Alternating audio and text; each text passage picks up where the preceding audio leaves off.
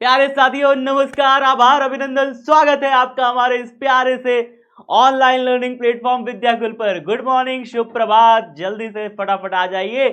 आप सभी साथियों का स्वागत, आभार, अभिनंदन। जल्दी जल्दी आ जाओ फटाफट, फिर हम लोग क्लास को स्टार्ट करें। कॉपी पेन निकाल लेना, आज बहुत सारी चीजें सीखनी है, समझनी है, बढ़िया बढ़िया चीजें सीखनी है, बढ़िया बढ़िया चीजें समझनी है, और अच्छी अच्छी चीजें सीखते समझते हम लोग ऐसे ही आगे बढ़ते रहेंगे। तो प्यारे बच्चों, आज स्टार्ट हो गया है आपका चैप्टर नंबर 4, लेकिन अभी प्रीवियस ईयर क्वेश्चंस कंप्लीट नहीं हुए हैं। उन क्वेश्चंस को पहले कंप्लीट करेंगे और उसके बाद चैप्टर 4 में जाएंगे। तो पहले प्रीवियस ईयर क्वेश्चंस कंप्लीट करेंगे, उसके बाद चैप्टर 4 में चले जाएंगे। तो चलिए जल्दी जल्दी जुड़ जाइए फटाफट तरीके से, फिर हम लोग प्रीवियस ईयर के बचे हुए क्वेश्चन कंप्लीट करते हैं। Good morning, good morning, good morning, good morning, good morning, good morning. कैसे हो सभी लोग? बढ़िया हो? खाते पीते रहते हो कि नहीं? हाँ, गर्मी बहुत चल रही है। अच्छा, अब तो पता चला मुझे, पटना में आज न्यूज आई थी कि भयंकर बारिश होने वाली है। तो परेशान नहीं होना, गर्मी से राहत मिलने वाली है, ठीक है? तो जल्दी ही गर्मी से राहत हम सबको मिलने वाली है। भयंकर बारिश की व्यवस्था करा दिए हैं तुम लोग के लिए, ठीक है? तो चलिए फिर स्टार्ट करते हैं। कॉपी पेन निकाल लीजिए तो हम लोग स्टार्ट करें, फिर आगे बढ़ें आज की क्लास में। तो चलिए, स्वागत है, आभार है, अभिनंदन है आप सभी का हमारे खूंखार बैच में। गतिमान आवेश और चुंबकत्व हमारा टॉपिक है। आज का टॉपिक जो है चुंबकीय बल है। ये भैया चैप्टर 4 है, पहले बता दूं, स्टार्ट कर दूंगा, आज ही कर दूंगा। पहले पीवाईक्यू सारे खत्म करेंगे, फिर उसके बाद चैप्टर 4 को स्टार्ट कर देंगे आज से, ठीक है? तो आज दो चीजें होंगी, चैप्टर 4 स्टार्ट भी होगा और पीवाईक्यू खत्म भी होगा, ठीक है? ठीक है भैया, चलें चलें। हाँ, फॉर्मूला सीट मिल गई थी कि नहीं मिल गई थी? कल वाईटी में देखे थे, कल वाईटी का सेशन देखे थे। देखे होगे तो फॉर्मूला शीट मिल गई होगी, नहीं देखे होगे तो अभी नहीं मिली होगी। हाँ, लालू यादव का हमें याद आ जाता है डायलॉग, क्या कहते हैं? नहीं मांगा था तो नहीं मिलेगा।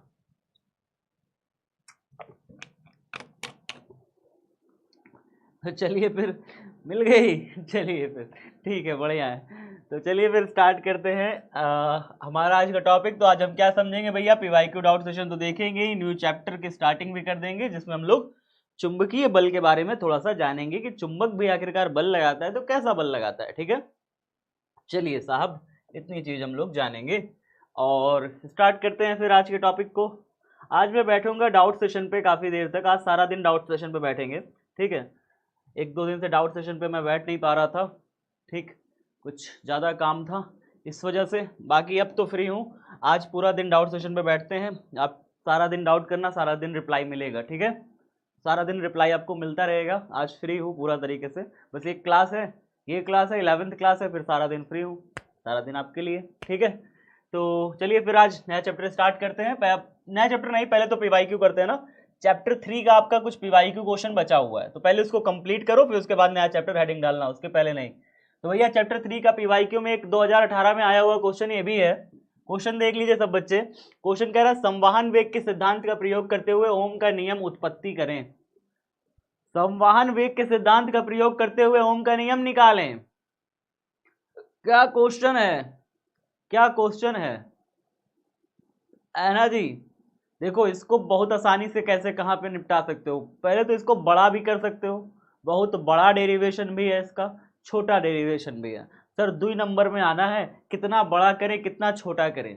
स्टूडेंट के दिमाग में काम नहीं करता कि सर ये डेरिवेशन है पूरा का पूरा, ओम के नियम की उत्पत्ति करने के लिए पूछ रहा है, लेकिन ये आता सिर्फ 2 नंबर में है। 2 नंबर में पूछा गया क्वेश्चन है, तो 2 नंबर में क्वेश्चन पूछा गया है, तो क्या हम इसको 3 पन्ना लिखें, इसका डेरिवेशन करने बैठे? ए बस करो, बीजेपी वालों, इसको पहले बीजेपी वाला जो कह रहा है ऑपरेटर साहब, पहले इन सब जितने भी, बीजेपी बहुत अच्छी पार्टी है, मैं उसके लिए नहीं कह रहा हूँ, तो कृपया शांत रहें। लेकिन यहाँ पार्टीवादी ना करें, यहाँ जो है पार्टी विशेष का खेला मत करें, यहाँ पे जो है सिर्फ पढ़ाई करें, ठीक है? सिर्फ पढ़ाई। बात समझ में आ रहा है ना? हम लोग यहाँ पे राजनीति नहीं करेंगे, बिल्कुल नहीं करेंगे, हम सिर्फ पढ़ाई करेंगे, ठीक है? चलिए, संवहन वेग के सिद्धांत का प्रयोग करते हुए ओम के नियम लिखना है हमें, ठीक है? 2 नंबर में पूछा है कितना लिखें कितना ना लिखें। तो भैया आपको मैं बता दूं कितना लिखना है, इसको कैसे लिखना है, इसीलिए तो मैं यहाँ आंसर नहीं लिखा, सिर्फ क्वेश्चन लिख के लाया हूँ, ताकि आपको मैं उत्तर लिखना भी सिखा सकूं। देखो उत्तर कैसे लिखोगे, क्वेश्चन उतारे कि नहीं उतारे, कॉपी में क्वेश्चन उतारे कि नहीं उतारे, उतार लिए हो, उतारे कॉपी में क्वेश्चन, उत्तर लिखेगा तुम्हारा भाई, उतार नहीं रहे तो कैसे लिखेगा तुम्हारा भाई उत्तर, उतार लिए, चलो भाई उत्तर लिखते हैं फिर, ठीक है। तो अगर संवहन बल की बात करें, पहले तो आपको ना संवहन वेग का इसमें फॉर्मूला याद होना चाहिए, संवहन वेग का अगर आपको फॉर्मूला याद होगा तो ओम का नियम की उत्पत्ति आप बड़े आराम से कर ले जाओगे, ठीक है। कैसे सर, देखो यदि किसी चालक, उत्तर देखो कैसे लिखोगे, यदि किसी चालक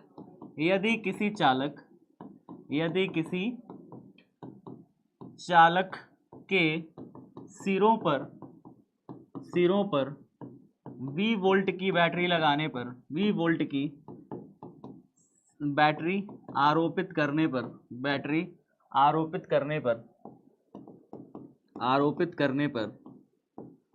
पर उसमें वैद्युत क्षेत्र E स्थापित हो जाए, वैद्युत क्षेत्र E स्थापित हो जाए, वैद्युत क्षेत्र E स्थापित हो जाए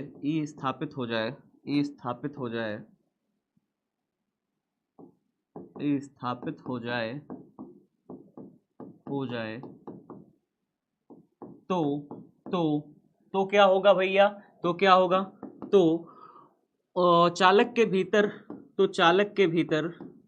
भीतर मुक्त इलेक्ट्रॉनों का संवहन वेग, मुक्त इलेक्ट्रॉन का, देखो 2 नंबर में पूछ रहा है तो डेरिवेशन कैसे करेंगे, छोटा डेरिवेशन, लंबा चौड़ा डेरिवेशन तब नहीं करेंगे, छोटा डेरिवेशन, मुक्त इलेक्ट्रॉनों का संवहन वेग, मुक्त इलेक्ट्रॉनों का जो संवहन वेग हो जाएगा प्यारे बच्चों वो ये होता है, कितना होता है, आप यहाँ पे लिखोगे Vd is equal to e tau by में m, ऐसे लिखोगे ई टाउ बाई में m। सब बच्चों को ये फॉर्मूला याद है, ई टाउ बाई में m, याद है कि नहीं याद है, भूल गए कि याद है, सब बच्चों को याद है, चलो भैया ई टाउ बाई में m, तो ये फॉर्मूला याद होना चाहिए सब बच्चों को, संवहन वेग का प्यारा सा फॉर्मूला। अच्छा ई की जगह आप क्या लिख सकते हो, आपको पता है, अगर चालक जो है जो हमारा चालक क्षण है, अगर उसके बीच में वैद्युत क्षेत्र जो है आरोपित किया है, जो आपने जो वैद्युत क्षेत्र लगाया है, मान लीजिए कि आपने यहाँ से बैटरी जोड़ दी है, यहाँ से एक बैटरी जोड़ दी है, डायग्राम बना देना, बढ़िया नंबर मिल जाएगा, डायग्राम बना देना, प्लस टर्मिनल इधर जोड़ देना बैटरी का, प्लस टर्मिनल इधर जोड़ देना बेटा, माइनस टर्मिनल इधर जोड़ देना, ऐसे करके, ठीक है, प्लस से ऐसे करंट निकलती हुई दिखा देना ऐसे करके, और यहाँ से ऐसे करंट जाती हुई दिखा देना, ये हो गया इसका क्षेत्रफल, ये ऊपर दिखा देना वैद्युत क्षेत्र की तीव्रता, और बैटरी का वोल्टेज लिख देना V, और चालक की लंबाई लिख देना L लंबाई का चालक है, इस तरीके से आप पूरा का पूरा दिखा देना, ठीक है। चलिए सर, धारा इधर से घुसी है तो उधर निकलेगी भी, तो धारा इधर से निकलते हुए दिखा देना, वैसे धारा का चक्कर लग गया, ठीक है। अच्छा सर, ई की जगह आप एक फॉर्मूला लिखिए, ई की जगह जो वैद्युत क्षेत्र की तीव्रता है, पुनः ई की जगह आप एक फॉर्मूला लिखिए, V is equal to e into D होता है, आपने पढ़ा है V बराबर ई इंटू डी, पढ़ाया है सबको। ई की जगह जो, सॉरी यहाँ पे जो लंबाई है वो डी नहीं है, लंबाई हमने L मानी है, जब लंबाई L मानी है तो यहाँ पे डी ना होकर के क्या हो जाएगा बेटा, L हो जाएगा।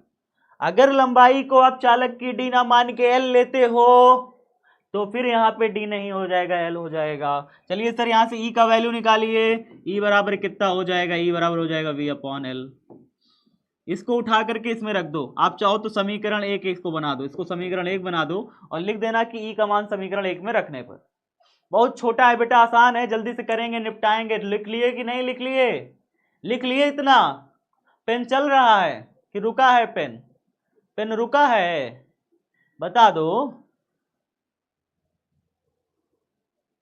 रुका होगा ना, तो लिखो जल्दी जल्दी, फिर लिखो जल्दी जल्दी, स्क्रीनशॉट ले लिए, क्या बात है, होशियार हो यार, स्क्रीनशॉट लोगे तो बाद में लिखोगे, कोई मतलब नहीं निकलेगा, बाद में टाइम बर्बाद करोगे, हाँ इसी अच्छा अब तुम क्लास में लिख लो फटाफट, साथ साथ मेरे, टाइम भी बचेगा तुम्हारा, बाद में तुम रिवीजन कर लेना ना इसी का यार, बाद में तुम ये टाइम रिवीजन में बिताना अपने, अभी लिख लो, बाद में रिवीजन कर लेना यार, तुम्हारे लिए कितना सोचता हूँ तुम्हारा भाई, फिर भी जो है तुम्हें आलस लगती है लिखने में।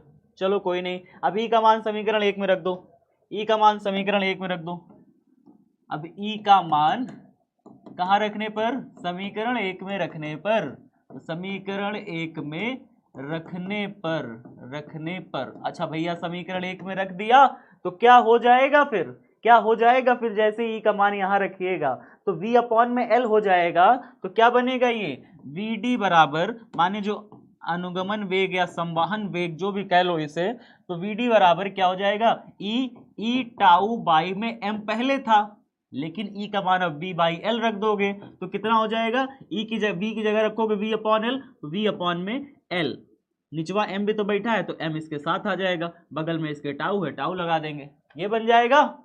अच्छा ठीक है सर, धारा और अनुगमन वेग के बीच में संबंध याद है, धारा व अनुगमन वेग के बीच संबंध याद है, अनुगमन वेग के बीच संबंध किसको किसको याद है भैया, संबंध याद है, बड़ा आसान सा संबंध है, संबंध ये है आई बराबर नियवली, याद कराए थे, आई बराबर नियवली आई बराबर नियवली NEAVD, याद कराए थे कि नहीं याद कराए थे, भूले तो नहीं हो, भूल जाओगे तो फिर दिक्कत है, याद रखना चीजों को। अब यहाँ से VD बराबर निकालिए, यहाँ से VD बराबर निकालिए, VD बराबर, तो VD बराबर कितना हो जाएगा I अपॉन में NEA, मतलब ये चीज जो VD के साथ गुणा हो रहा है NEA, अब इधर चला जाएगा तो कहाँ आएगा, I के निचवा चला जाएगा भगवा में, ऐसे VD तो यहीं रह गया, देखो VD तो एक साइड रह गया ना, VD एक साइड रह गया, लेकिन NEA जो गुणा में है VD के साथ तो कहाँ चला गया, I के निचवा चला आया, भगवा में चला आया, तो ये हमारा बन गया बेटा, एक VD हमें इतना मिला, एक VD इतना मिला, एक VD इतना मिला, एक VD इतना मिला, तो दोनों VD आपस में बराबर कर दें, दोनों VD आपस में बराबर कर दें, एक VD ए एक VD ए, कर दें, हो गया नोट, नोट हो गया, इसको समीकरण नंबर 3 बना लो, इसको 2 बना लो बेटा, इसको 2 बना लो। अब लिख देंगे कि समीकरण 2 और 3 की तुलना करने पर क्या लिख देंगे, 2 और 3 की तुलना कर देंगे, दायां पक्ष इसका, दायां पक्ष इसका, बायां पक्ष तो देखो बराबर है, BD दायां पक्ष बराबर करके लिख देंगे, खत्म कहानी, हो गई लीला समाप्त। अब क्या लिख देंगे, समीकरण 2 3 की तुलना करने पर, समीकरण 2 व 3 की तुलना करने पर, अब तुलना कर दिया तो क्या निकल के आएगा भैया, इधर से निकल आएगा I अपॉन में एनी, इधर से क्या निकल के आया, इधर से निकल आया EV टाउ बाई में ml, ऐसे निकल के आया, ठीक है। चलिए सर, अब मुझे एक तरफ V रखना है, एक तरफ I रखना है, मतलब इसका जो ml है भागे में उधर भेज दो बेटा, ml भागे में इधर भेज दो, भागे में इधर आएगा तो गुणा हो जाएगा, तो क्या बनेगा ये, देखो क्या बनेगा ये बनेगा I इंटू में ml, मैं ऐसे लिख दे रहा हूँ, यहीं पे आप कॉपी में समझ लो बेटा, वैसे समझ नहीं पाओगे फिर ऐसे लिखोगे, चलो मैं साफ है लिख दे रहा हूँ, कोई दिक्कत नहीं, मैं लिख ही दे रहा हूँ, तो ml भाग में इधर आएगा तो गुणा हो जाएगा, तो I इंटू ml बन जाएगा, नीचे ANE है, और इधर जो है V इंटू में टाउ E, अब E और टाउ जो V के साथ गुणा हो रहे हैं विचर हुए, अगर इनको गुणा हो जाए इधर तो इधर आएंगे तो कहाँ जाएंगे, इधर ही गुणा हो रहा है, इधर आएंगे तो कहाँ जाएंगे बेटा, भागे में जाएंगे कि नहीं चले जाएंगे, तो ई टाउ को इधर से इधर लेते आओ, तो गुणे में ई टाउ इधर आ गया बेचारा, अब ई और ई मल्टीप्लाई हो गया तो ई स्क्वायर नहीं बन जाएगा कि नहीं बन जाएगा, ई स्क्वायर, और इधर आई जो गुणा है उधर जाएगा तो, इधर आई जो गुणा है उधर जाएगा तो वी के नीचे भाग में चला जाएगा, ऐसे इधर ऊपर बचा सिर्फ ml, ऊपर बचा सिर्फ ml, नीचे क्या बचा, a बचा, n बचा, e का स्क्वायर हो गया, इंटू में टाउ बचा, यही आया बस,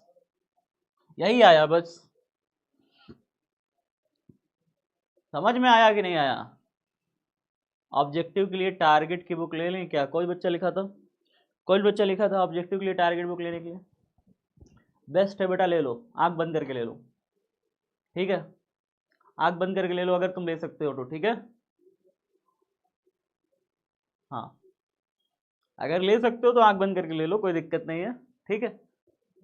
पिछली बार बहुत सारे क्वेश्चन उससे फंसे थे, पिछली बार जो पेपर, मतलब पिछली क्या, इस साल जो पेपर हुआ था, टारगेट से मैक्सिमम क्वेश्चन फंसे थे, बढ़िया किताब है, मतलब बढ़िया, उसका क्वेश्चन बैंक वगैरह बढ़िया रहता है, ऑब्जेक्टिव बढ़िया रहता है, क्वेश्चन बैंक वगैरह बढ़िया रहता है, ब्रिलियंट नकारा किताब है, मतलब समझ लो कि उसका जो पीवाईक्यू सॉल्यूशन है ना, चैप्टर वाइज पीवाईक्यू सॉल्यूशन है, बस वही बहुत सही है, बस ब्रिलियंट का, ठीक है, ये बहुत सही किताब है, ब्रिलियंट का चैप्टर वाइज जो पीवाईक्यू सॉल्यूशन है ये बहुत सही है, लेकिन बाकी इसका जो ऑब्जेक्टिव किताब आता है, जो सब्जेक्टिव किताब आता है बेटवा, 1 नंबर का बर्बाद है। इससे कोई क्वेश्चन एग्जाम में नहीं फंसा था इस बार, बकवास है, ठीक है। और मैं इससे कराया भी नहीं था बच्चों को, मैं इससे पिछले साल के बच्चों को कुछ कराया भी नहीं था, ब्रिलियंट के ऑब्जेक्टिव सब्जेक्टिव से कुछ नहीं कराया था। हाँ, कुछ जो टीचर हैं यूट्यूब पे ब्रिलियंट का फोटो छाप छाप के खूब करा रहे थे, घंटा कुछ नहीं फंसा। सच बता रहा हूँ, मजाक वाली बात नहीं है, हकीकत है ये। जाके देख लेना अगर विश्वास ना हो तो, उनके ऑब्जेक्टिव से कितना फंसा है, जाके देखना खुद है। ब्रिलियंट पीवाईक्यू सॉल्यूशन तक तो उन्होंने काम किया है, लेकिन ऑब्जेक्टिव सब्जेक्टिव में थोड़ा कम काम किया है। टारगेट ने इस पर थोड़ा काम किया है। टारगेट का मॉडल पेपर बहुत सही था पिछले साल, हम लोगों ने सॉल्व भी कराया था पूरा मॉडल पेपर, 5 मॉडल पेपर थे। टारगेट के मॉडल पेपर के पीछे आप देखोगे तो विद्याकुल का लोगो भी छपा मिलेगा, टारगेट के मॉडल पेपर के पीछे विद्याकुल का लोगो छपा मिलता है। वजह पता है क्या? हम लोग टारगेट के साथ थे पिछले बार, टारगेट ने बहुत शानदार फंसाया भी था। चलिए ये देखिए, ई का मान समीकरण 1 में रखने पर धारा और अनुगमन वेग के बीच संबंध हमारा निकल के आ रहा है। आई बराबर n e A v d हम पढ़ चुके हैं, हमने बी डी बराबर यहाँ से निकाल लिया, आई अपॉन में एन ई। बेटा जल्दी करो, हाथ चलाओ फटाफट तेजी से, स्पीड में लिखो, तेज तेज तेज तेज। हो गया, वेरी गुड बेटा, बहुत शानदार। आगे देखो, ये हुआ v अपॉन आई बराबर एम एल अपॉन में एन ई स्क्वायर टाउ निकाले, v अपॉन आई बराबर एम एल अपॉन में एन ई स्क्वायर टाउ। मैं तो इसको एमलाल पढ़ता था, एमलाल। ऊपर है एमलाल, नीचे है एन ई स्क्वायर टाउ, एमलाल बटे एन ई स्क्वायर टाउ, याद नहीं हो जाएगा? v अपॉन आई बराबर एमलाल बटे एन ई स्क्वायर टाउ। कहोगे हाँ सर याद तो हो जाएगा, एमलाल बटे एन ई स्क्वायर टाउ, ठीक है सर। तो जरा यहाँ पे बताइए, यहाँ पे मैं इसी के आगे कर दे रहा हूँ, इसी के आगे मैं आगे यहीं पे कर दे रहा हूँ। यहाँ एम एल अपॉन में एन ई स्क्वायर टाउ जो है ना प्यारे बच्चों, एक नियतांक है, क्या एक नियतांक है, जिसे चालक तार का प्रतिरोध कहते हैं, जिसे क्या कहते हैं? चालक तार का प्रतिरोध कहते हैं, प्रतिरोध ब्रैकेट में लिख दीजिएगा आर, कहते हैं। अतः करिए और यहाँ पे इसकी जगह लिख दीजिए आर बराबर हो जाएगा क्या? v अपॉन में आई, और यहाँ पे आई जो भागे में उधर चला जाएगा, गुणा हो जाएगा, तो v बराबर हो जाएगा आई इंटू आर। हो गया ओम का नियम, कहानी खत्म। इसी चीज को चालक तार का प्रतिरोध आर कहते हैं बेटा, इसी चीज को जो आया है ना, ये एमलाल बटे एन स्क्वायर टाउ, ये क्या है? एक पूरा का पूरा एक नियत वैल्यू है, फिक्स वैल्यू है।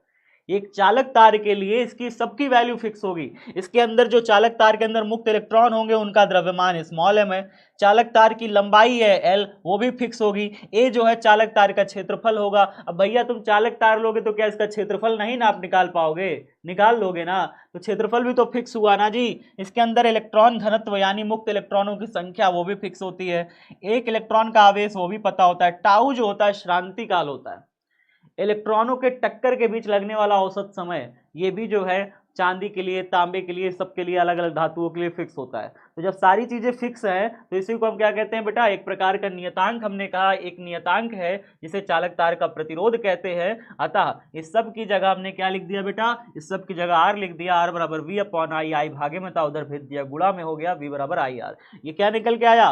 ओम का नियम। लिख देना यही ओम का नियम है, निचवा लिख देना यही ओम का नियम है, बात खत्म। आ गया समझ में? अब भी बैक करना है?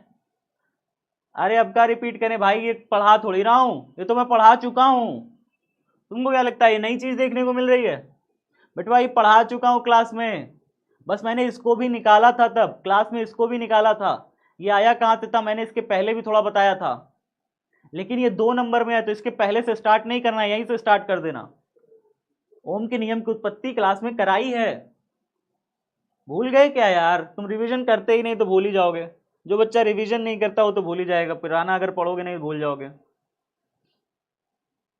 ठीक है चलो भाई, इसको हो गया, ये भी हो गया, ये भी हो गया, पूरा वहां तक डन करो, ठीक है। राइटिंग मैंने थोड़ा तेज में लिख दी है, तो राइटिंग पे मत जाना बेटा प्लीज, रिक्वेस्ट है। नहीं पता लगा ऊपर जाके फोन करके मैम को कह दिए मैम सौरभ सर ना राइटिंग अच्छी नहीं बनाते हैं, क्या करें इनका हम। सौरभ सर जल्दी जल्दी लिखते हैं इसलिए राइटिंग अच्छी नहीं बनाते हैं, ठीक है। चलो आगे देखो, अगला देखो, इसको देखो। 100 वाट 220 वोल्ट रेटिंग का बल्ब है, 240 वोल्ट के साथ जोड़ा जाता है, विद्युत शक्ति 6 की गणना करें, अतिरिक्त वाट क्षमता 19 वाट दिया, 2017 में आया हुआ क्वेश्चन है। सॉल्व करिए बेटा, कैसे करेंगे, सॉल्व करिए, देखिए कैसे करेंगे। हमें दिया हुआ है 100 वाट, यानी हमें बल्ब की शक्ति दी हुई है, बल्ब की शक्ति दी है, बल्ब की शक्ति दी है, बल्ब की शक्ति कितनी दी है बेटा, मतलब पी का वैल्यू बल्ब का दिया है, बल्ब का पी का वैल्यू दिया है 100 वाट। आगे क्या दे रहा है 220 वोल्ट, मतलब इसका जो पावर है मतलब वोल्टेज है वो 220 वोल्ट दिया हुआ है, मतलब इसको 220 वोल्ट के साथ जोड़ा जा सकता है, 220 वोल्ट के साथ ही हमारा बल्ब काम करेगा, बहुत प्रॉपर, ठीक है। बातचीत हो रही है प्रॉपर, बढ़िया बातचीत हो रही है, आरसीबी चल रहा है। चलो चलो, अब तो हमारे पास P और V दे देना, जब भी बल्ब की शक्ति दे दे, P दे दे, V दे दे, बेटा कभी भी जीवन में याद रखो, आपको ऐसा कोई क्वेश्चन मिल जाए कि एक बल्ब है उस बल्ब की रेटिंग मिल जाए, रेटिंग मतलब समझते हो, रेटिंग मतलब होता है बल्ब के डिब्बा के ऊपर लिखा रहता है कितने वाट का है, कितने वोल्ट का है, कितने वाट और कितने वोल्ट का है। अगर बल्ब का ये पता चल जाए, दो चीज कि वाट और वोल्ट पता चल जाए, यानी P पता चल जाए, V पता चल जाए, तो सीधा जो है इसका तीसरा चीज R निकालना, बल्ब का प्रतिरोध, कुछ मत करना जीवन में, सीधा R निकाल देना। हमेशा हमेशा आपके पास ये नियम है कि जब भी आपको P और V दे दे किसी भी प्रश्न में, किसी भी बल्ब का, किसी भी पंखा का, हीटर का, किसी भी चीज का, तो आपको सीधा P और V की सहायता से सीधा R निकालना है, पहली चीज, ठीक है। जब इसका प्रतिरोध निकल जाएगा तो हम बाकी सब खेला खेल लेंगे। तो पहले बल्ब का क्या निकालेंगे बेटा, पहले बल्ब का प्रतिरोध निकालेंगे। तो बल्ब का प्रतिरोध हमेशा याद रखो कि P और V जो भी बल्ब का दे दे, हमेशा बल्ब, हीटर कुछ भी दे दे, तो बल्ब का अगर, हीटर का अगर, फ्रिज का अगर P और V दोनों दे दे, तो हमें क्या निकालना है, सबसे पहले उस चीज का प्रतिरोध निकालना है, प्रतिरोध निकालना है। प्रतिरोध कैसे निकालेंगे सर, फॉर्मूला होता है, फॉर्मूला P बराबर होता है V स्क्वायर अपॉन में R, तो यहां से क्या R नहीं निकाल पाओगे, R बराबर कितना हो जाएगा बेटा, R बराबर हो जाएगा V स्क्वायर अपॉन में P। R इधर गया, P इधर चला आया, R इधर आया, P इधर चला आया, R बराबर V स्क्वायर अपॉन में P हो गया। बताइए समझ में आया कि नहीं आया। अब यहां से R का वैल्यू हम R ही रखें, R का वैल्यू हम R ही रखते हैं, चलिए V स्क्वायर यानी 220 गुणे में 220 बटे में कितना हो जाएगा बेटा P यानी 100, एक जीरो से एक जीरो, एक जीरो से एक जीरो, 22 गुणे 22, 22 गुणे 22 क्या 484 होता है, 484 ओम। बताओ समझ में आ गया आशुतोष, साकेत, राजीव, समझ आ रहा है कि नहीं आ रहा। 22 गुणे 22 484 नहीं होता है, एक लड़का लिख रहा है रॉन्ग है भाई, मैं करके मल्टीप्लाई देख लेता हूँ, 2 दूनी 4, 2 दूनी 4, 2 दूनी 4, 2 दूनी 4, 4 4 8 और 4, 484 तो होता है जी। हाँ 4 साल से तो हम पढ़ा रहे हैं, 484 ही है, अब तुम्हारे हिसाब से रॉन्ग हो गया हो तो बात अलग है। चलो आगे देखो, तो R का वैल्यू हमारा निकल के आ गया। अब R का वैल्यू हमारा जब निकल के आ गया प्यारे बच्चों, तो हमसे R का वैल्यू क्वेश्चन में नहीं पूछ रहा है, याद रखिएगा, क्वेश्चन में हमसे क्या पूछ रहा है, विद्युत शक्ति 6 पूछ रहा है, विद्युत शक्ति 6 पूछ रहा है, लेकिन वो बिना R की वैल्यू के नहीं निकाल पाते, बिना R की वैल्यू के आप विद्युत शक्ति 6 की गणना नहीं कर पाते, इसलिए आपको R की वैल्यू निकालना यहां जरूरी था। अब हेडिंग डालिए विद्युत शक्ति 6, मतलब कितनी शक्ति की 6 होगा, विद्युत शक्ति 6, विद्युत शक्ति 6 बर्बाद होगी, कितनी बिजली बर्बाद होगी भैया, बर्बाद क्यों होगी, बर्बाद इसलिए होगी, जरा देखो ध्यान से, बल्ब कितने वोल्टेज का है, बल्ब कितने वोल्टेज का है, 220 वोल्ट का है, तुम बल्ब को किसके साथ जोड़ रहे हो, बल्ब को किसके साथ जोड़ रहे हो बेटा, 240 वोल्ट के साथ जोड़ दिए, 240 वोल्ट के साथ जोड़ दिए ना बल्ब को, बल्ब 220 वोल्ट का है लेकिन उसको तुम 240 वोल्ट के साथ जोड़ रहे हो, तो फिर क्या हो जाएगा, बल्ब की जो शक्ति है, जो विद्युत शक्ति है वो बर्बाद होगी, बिना मतलब बर्बाद होगी विद्युत शक्ति। ठीक है, तो विद्युत शक्ति का यहाँ पे क्षय होगा, विद्युत शक्ति क्षय जब हम निकालते हैं, फॉर्मूला इसका भी वही है, फॉर्मूला इसका भी है वही है, P बराबर V² R। अब यहाँ पे V वैल्यू कितनी रखनी है बता, कितना वोल्टेज रखना है, कितने वोल्ट के साथ जोड़ा गया, वोल्टेज है हमारा 240, वोल्टेज 240 है, तो हम यहाँ पे वोल्टेज रखेंगे 240 गुणे 240, बट्टे में हमारा प्रतिरोध कितना है, बल्ब का प्रतिरोध कितना जोड़े थे, 484, 484 है, 484 को हम 22 गुणे 22 ही लिखा रहने दे, ज्यादा सही है, कट जाएगा अब तो आसानी से, 484 लिखने के बजाय 22 गुणे 22 ही लिख दो। अब पहाड़ा में काटो, 2 1 जा 2, 2 1 जा 2, 2 1 जा 2, 2 2 जा 4, 2 1 जा 2, 2 1 जा 2, 2 1 जा 2, 2 2 जा 4, कितना हो गया बेटा, 12 12 144 0 0 बटे नीचे कितना 121। अब तो कटे से रहा, अब डिवाइड कर देना बेटा, पॉइंट में कुछ आ जाएगा, डिवाइड कर लोगे कि नहीं कर लोगे, डिवाइड कर लोगे, वाट में आ जाएगा, अपने से कर लेना यार डिवाइड, अपने से कर लेना यार डिवाइड। हाँ साकेत, चलो भाई आगे देखते हैं, अब आगे देखते हैं, आगे क्या है, एक 16 ओम प्रतिरोध वाले तार को खींचकर उसकी लंबाई दोगुना कर दी जाता है, तार का नया प्रतिरोध निकालें। जरा मुझे ये बताओ, ध्यान से इस क्वेश्चन को पढ़ो, ये बताओ क्या इस तरीके का क्वेश्चन क्लास में कराया था, क्या इसका फॉर्मूला क्लास में बताया था कि अगर किसी तार को खींचकर उसकी लंबाई दोगुना कर दें, लंबाई 4 गुना कर दें, तो फॉर्मूला क्या होगा, फॉर्मूला याद है, रिवीजन करोगे तब ना याद होगा, R डैश उसका जो प्रतिरोध नया हो जाएगा वो n² इंटू R, पुराने वाले प्रतिरोध का n² गुना हो जाएगा, बताया था कि नहीं। यहाँ पे n गुना, अगर लंबाई कितने गुना करी गई है, 2 गुना, मतलब n बराबर यहाँ पे 2 है, 2 गुना यानी n बराबर 2, अगर 4 गुना कर दी जाती तो n बराबर 4 हो जाता। अब प्रतिरोध देखिए, पुराना प्रतिरोध कितना है, पुराना प्रतिरोध 16 ओम था, यानी R का वैल्यू 16 ओम दिया है, और कितना गुना कर दिया गया, n गुना, यानी n कितना गुना है, n बराबर 2 गुना कर दिया गया, तो बताइए नया प्रतिरोध R डैश हो जाएगा, नया प्रतिरोध R डैश कितना हो जाएगा, n का स्क्वायर यानी 2 का स्क्वायर, 2 का स्क्वायर करिए, 2 का स्क्वायर गुणे में पुराना प्रतिरोध कितना है, 16 ओम है, 16 ओम रख दो यहाँ पे, 2 दूना 4, 4 चौके 16, 16 चौके कितना हो गया बेटा 64 ओम, नया प्रतिरोध कितना हो जाएगा 64 ओम हो जाएगा। बताओ समझ में आया कि नहीं आया, कराया था इसे, क्लास में कराया हूं इसे, क्षेत्रफल में कमी लाने पर, खींचने पर क्षेत्रफल में कमी लाने पर, ठीक है, या फिर लंबाई में वृद्धि लाने पर, क्षेत्रफल में कमी लाने पर, सारा बताया था, फॉर्मूला 2 फॉर्मूला बताया था, नोट में लिखाया था बेटा, भूल गए हो तो बात अलग है, नोट में इसे लिखाया था, कॉपी पन्ना पीछे पलटना दिख जाएगा। हाँ सर, रिपीट करें इसको रिपीट करें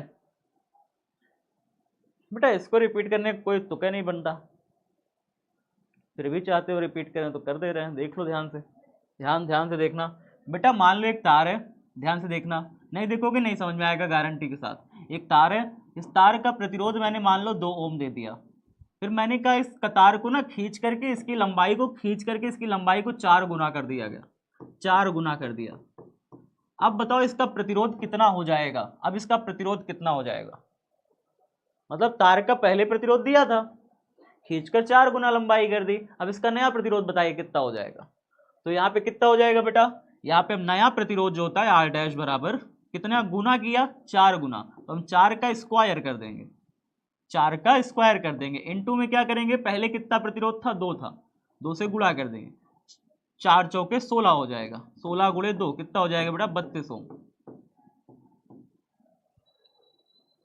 कोई दिक्कत है यहाँ पे, अब इसको रिपीट क्या करें जी, अब इसमें क्या रिपीट करना है फर्जी से क्वेश्चन में, बताइए। अगला क्वेश्चन देखिए क्या है, 2014 में पूछा था, कह रहा है यदि तार की प्रतिरोधकता रो है, तार को खींचकर उसकी लंबाई दुगनी कर दी जाए तो उसकी प्रतिरोधकता बताइए, रो का वैल्यू बताइए कितना गुना हो जाएगा, कितना गुना हो जाएगा, कमेंट बॉक्स में बता दो इसका answer. Sir network issue, network कहां से इशू आ गया जी, 4 गुना हो जाएगा, दौड़ा के मारेंगे तो दौड़ के भागोगे फिर, कल बताए थे क्लास में, क्या बताए थे क्लास में, बताए थे कि प्रतिरोधकता लंबाई को खींचने उचने पर निर्भर नहीं करता है, भूल जाते का डेली, ये प्रतिरोधकता पूछ रहा है, रो का वैल्यू पूछ रहा है, सिर्फ ताप पे निर्भर करता है बेटवा, लंबाई पे निर्भर नहीं करता। इतना लंबा तार का भी प्रतिरोधकता उतना ही होगा, इतना लंबा तार का प्रतिरोधकता भी उतना ही होगा। समझ रहे हो बात? सबका प्रतिरोधकता उतना ही होगा। लंबाई चाहे 10 गुना कर दो खींच के, प्रतिरोधकता ना बदली। कल बताए थे ना क्लास में, भूल गए? पहले जब प्रतिरोधकता पढ़ाए थे तब भी बताए थे, कल भी क्लास में बताए थे, फिर भी भूल गए। भूलनी महारानी ज्यादा चढ़ी हैं, हमको लागत है। हाँ, भूलनी महारानी आ रही हैं धीरे धीरे। चलो ठीक है सर, तो हम यहाँ पे क्या लिखेंगे? प्रतिरोधकता लंबाई के खींचने पर निर्भर नहीं करता, या फिर डायरेक्ट लिखो, उत्तर क्या डालोगे? उत्तर क्या डालोगे? प्रतिरोधकता प्रतिरोधकता प्रतिरोधकता लंबाई वृद्धि पर निर्भर नहीं करता, या लंबाई पर निर्भर करता ही नहीं यार, लंबाई वृद्धि पर निर्भर नहीं करता। अतः खींचे तार का प्रतिरोधकता भी वही होगा जो पहले था। खींचे गए तार का प्रतिरोधकता की प्रतिरोधकता क्या पता लड़की हो तो की लगाना पड़ेगा कि नहीं लगाना पड़ेगा? हाँ, खींचे गए तार की प्रतिरोधकता वही होगी जो पहले, जो खींचने से पूर्व थी। ऐसे लिखो, जो खींचने से पूर्व थी।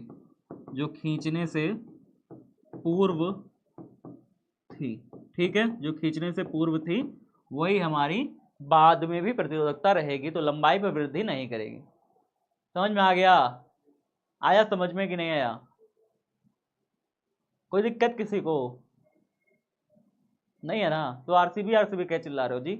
अथवा कापी में क्या नहीं चल रहा है? क्वेश्चन नोट करी, सॉल्यूशन करी, क्वेश्चन नोट करी, धड़ाधड़ सॉल्यूशन करी, लेकिन नहीं, हमका तो कापी, हमका चिल्लाना है, हमको तो राजनीति करनी है यहाँ पे। क्वेश्चन नोट करके सॉल्यूशन करें धड़ाधड़। 2016 में आया हुआ क्वेश्चन था, सारे PYQ करा रहा हूँ आपको। थोड़ा आगे देखो, प्रतिरोधकता का व्यंजक किसी चालक के लिए लिखें और व्यंजक के प्रत्येक अवयव को समझाएं। 2011 में आया था। इसमें सिर्फ और सिर्फ देखो फॉर्मूला लिखने के लिए पूछा था एग्जाम में। देखिए सिर्फ फॉर्मूला लिखने के लिए कैसे पूछ लिया, एग्जाम में पूछा है कि प्रतिरोधकता यानी रो का फॉर्मूला लिखें, तो फॉर्मूला रो बराबर कितना होता है? R × A अपॉन में L होता है बेटवा, ये होता है फॉर्मूला। ठीक है, अब यहाँ पे लिख लेना प्रतिरोधकता का व्यंजक, पहले ऐसे लिखना, उत्तर डालना और लिखना प्रतिरोधकता का व्यंजक कितना है, फिर सामने ऐसे लगा के ऐसे ब्रैकेट में लिख देना। ठीक है, लिखना जहां R क्या है? R चालक का प्रतिरोध। क्यों कह रहा है, क्यों लिखूंगा भाई? क्योंकि कह रहा है व्यंजक के प्रत्येक अवयव को समझाएं, समझाना भी तो पड़ेगा हर एक अवयव को। R क्या है बेटा? समझाओ। A क्या है? समझाओ। L क्या है? समझाओ। ठीक है, R क्या है? चालक का प्रतिरोध है। A क्या है? चालक का अनुप्रस्थ क्षेत्रफल है।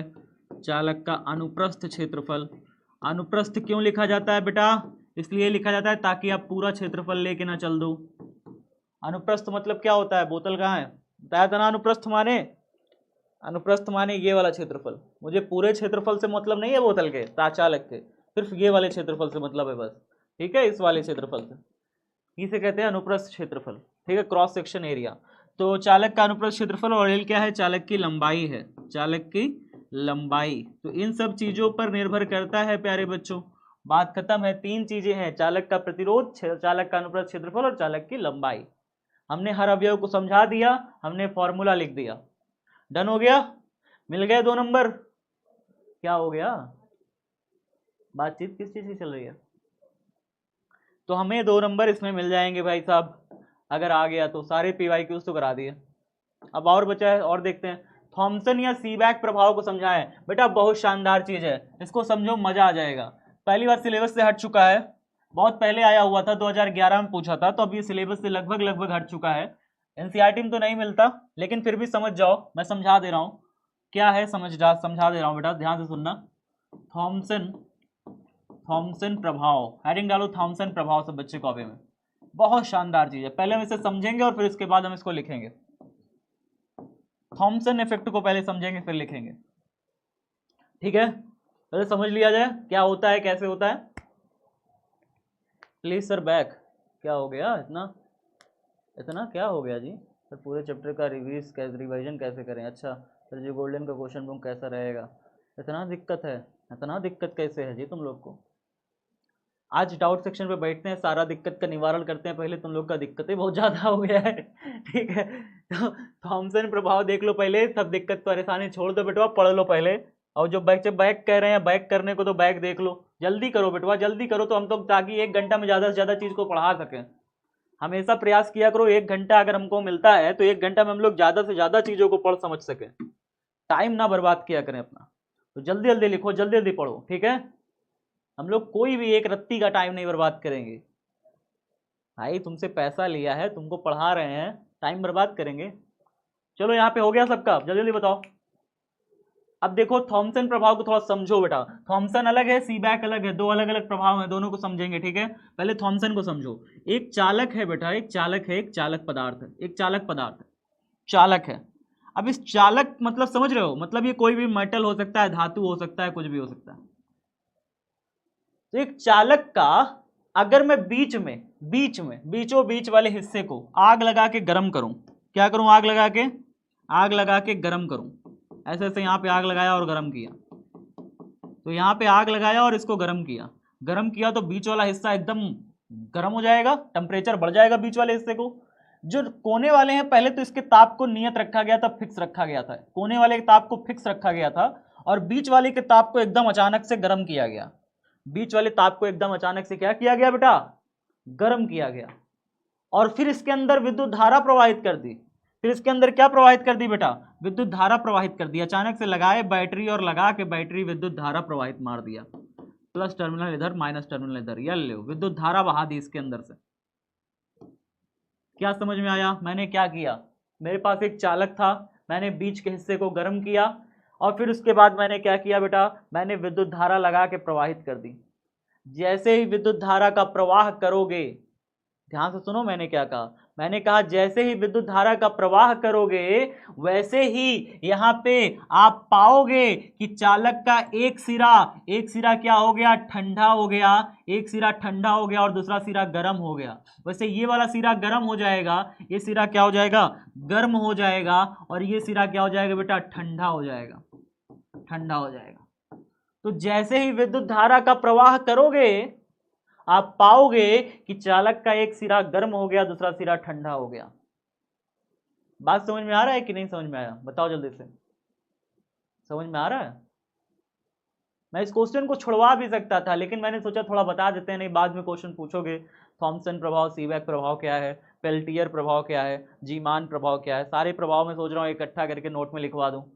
जितने भी 3-4 प्रभाव हैं, सबको सोच रहा हूँ कि नोट में करके लिखा दूँ। पेल्टियर प्रभाव, जीमान प्रभाव, सीबैक प्रभाव, थॉमसन प्रभाव।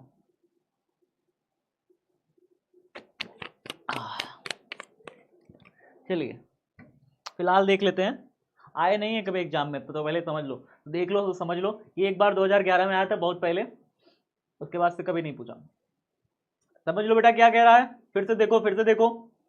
तो मैंने क्या कहा, बीच वाले हिस्से को अगर हम गर्म करेंगे, चालक के बीच वाले हिस्से को गर्म करेंगे, दोनों ताप को नियत रखते हुए, तो फिर अगर इसमें धारा प्रवाहित करने पर इसका एक सिरा जो है गर्म हो जाता है, एक सिरा ठंडा हो जाता है। अच्छा, अगर मैं बैटरी का कनेक्शन बदल दूं ना, अगर मैं इसके बैटरी का कनेक्शन बदल दूं ना बाप नीचे से, अगर मैं बैटरी का कनेक्शन बदल दूं, अभी पॉजिटिव वाला किससे कनेक्टेड था? अभी इसके पहले देखो पॉजिटिव वाला किससे कनेक्टेड था? पॉजिटिव वाला इधर से कनेक्टेड था, इधर से कनेक्टेड, इधर नेगेटिव वाला था। अब अगर मैं इसके बैटरी के कनेक्शन को बदल दूं, बैटरी कनेक्शन को कैसे बदलूं? देखो मैंने इसको कनेक्ट कर दिया किससे? मैंने इसको नेगेटिव से कनेक्ट कर दिया, इसको पॉजिटिव से कनेक्ट कर दिया। इधर वाला पॉजिटिव हो गया, इधर वाला नेगेटिव हो गया, माने धारा इधर से इधर बहने लग जाए, धारा पॉजिटिव से निकल के नेगेटिव वाले में आने लग जाए, ऐसे करके बहने लग जाए। तो आपको पता है क्या होगा? ये वाला तुरंत ठंडा से गर्म हो जाएगा, ये वाला तुरंत ठंडा से क्या हो जाएगा? ये वाला सिरा तुरंत ठंडा से गर्म हो जाएगा, और ये वाला सिरा क्या हो जाएगा? गर्म से तुरंत ठंडा हो जाएगा बेटा। ये वाला सिरा ठंडा से गर्म, वो वाला सिरा गर्म से ठंडा हो जाएगा। जैसे ही कनेक्शन बैटरी का पलटिएगा, तुरंत ही हमारा जो सिरा है वो तुरंत बदल जाएगा, एक गर्म सिरा एक ठंडा सिरा हो जाएगा। तो ये प्रभाव जो है ना, ये चालक में ये जो प्रभाव होता है प्यारे बच्चों, ये प्रभाव कहलाता है थॉमसन प्रभाव। क्या प्रभाव कहलाता है? थॉमसन प्रभाव कहलाता है। लिखा जाए शब्दों में, शब्दों में लिखा जाए, बताओ।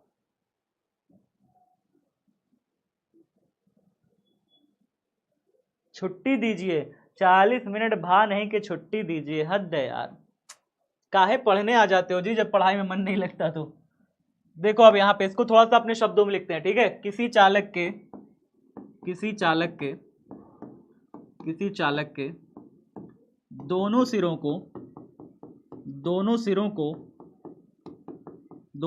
के ताप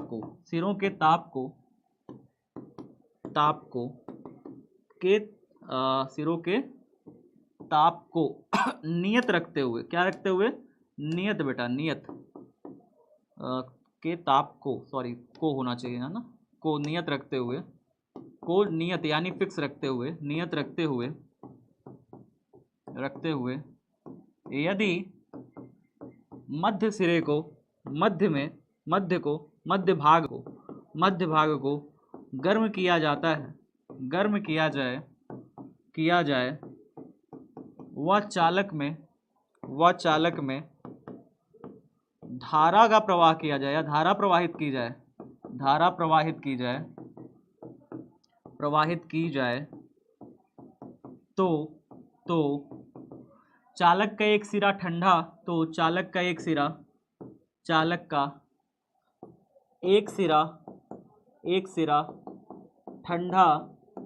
ठंडा व दूसरा सिरा गर्म हो जाता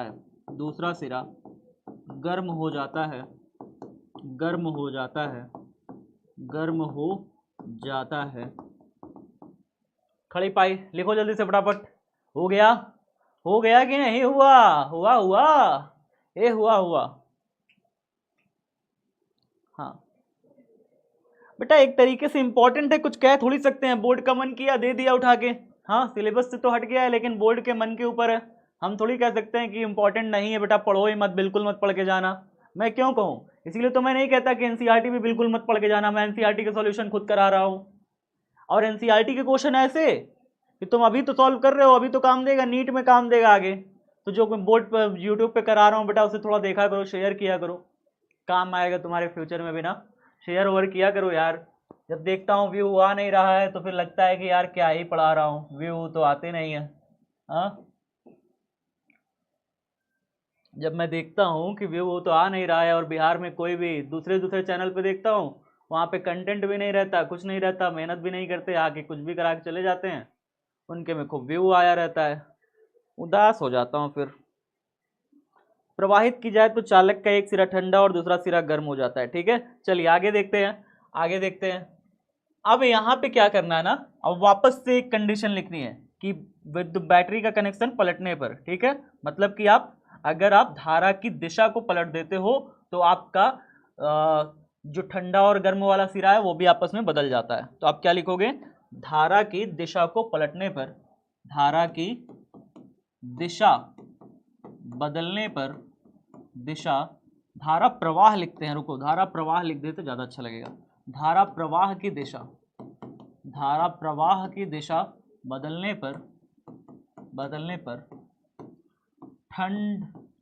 ठंडे व गर्म सिरे भी आपस में बदल जाते हैं, आपस में बदल जाते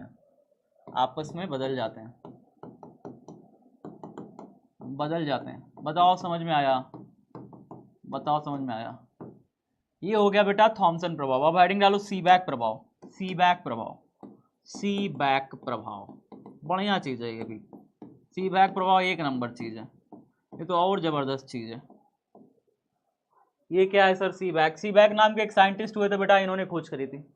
सीबैक नाम के एक साइंटिस्ट थे, उन्होंने खोज करी थी। अभिनंदन क्या हो गया बेटा, इतना जो है गरम इमोजी क्या भेज रहे हो?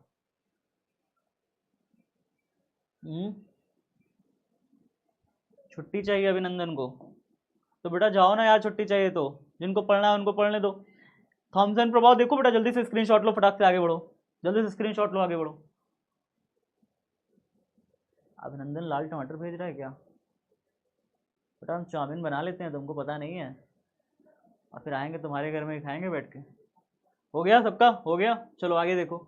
सीबैक प्रभाव देखो, सीबैक इफेक्ट क्या होता है, व्हाट इज सीबैक इफेक्ट? इसको इंग्लिश में सीबैक इफेक्ट कहते हैं। तो देखो क्या है दरअसल, ध्यान से सुनो, पहले समझ लो फिर उसके बाद करना। थोड़ा सा इसको मोटा करते हैं पेन को और इसको थोड़ा समझते हैं। देखो यहाँ पे ना एक तार लो, एक तार लो, मान लो लोहे का तार ले लिया, लोहे का तार, किसका तार ले लिया बेटा, लोहे का तार ले लिया। अब लोहे का तार लिया और एक हम ले लेते हैं कॉपर का तार ले लेते हैं, कॉपर का तार, किसका तार बेटा, कॉपर का तार। तो हम लोग पहले तो ऊपर हम इसको अलग कलर से बना दें, लोहा है भाई, लोहा है तो सफ़ेद कलर से बना देते हैं, एक काम करते हैं। तो लोहे के तार को सफ़ेद कलर से बना दिया और हमने कॉपर के तार को हम चलो अलग कलर से बना देते हैं, कॉपर के तार को हम ऐसे अलग कलर से बना दिया, ऐसे दो तारों को ऐसे आपस में जोड़ दिया। जब दो तारों को ऐसे आपस में जोड़िएगा, मतलब कि यहाँ पे हमने नीचे वाले तांबा तार इधर रखा, इधर तांबा का तार रखा और इधर रखा हमने किसका, लोहे का तार रखा, लोहे का। लोहा मतलब क्या होता है बेटा, Fe होता है, कॉपर मतलब तांबा होता है, Cu। अब इन दोनों को जब जोड़ा तो यहाँ पे ना एक जोड़ आ गया, ये हो गई संधि। ये देखो इसकी दो संधि हैं, कितनी संधि है बेटा, दो संधि। दो संधि दिख रही है सबको, दो संधि दिख रही है सबको, दिख रही है, हाँ सर। इसका यहाँ पे एक जोड़ है, एक जोड़ इधर है, एक जोड़ इधर है। अब इसके साथ एक बहुत खूबसूरत चीज बताएं, अगर इस वाले सिरे को आप गर्म करोगे, इस वाले सिरे को आप गर्म करो, आग के ऊपर रख दो, आग के ऊपर रख दो, एकदम गर्म कर दो, और इस वाले सिरे को एकदम ठंडा कर दो, इसको बर्फ के सिरे पर रख दो, बर्फ पर रख दो, एकदम ठंडा कर दो, बर्फ में डाल दो।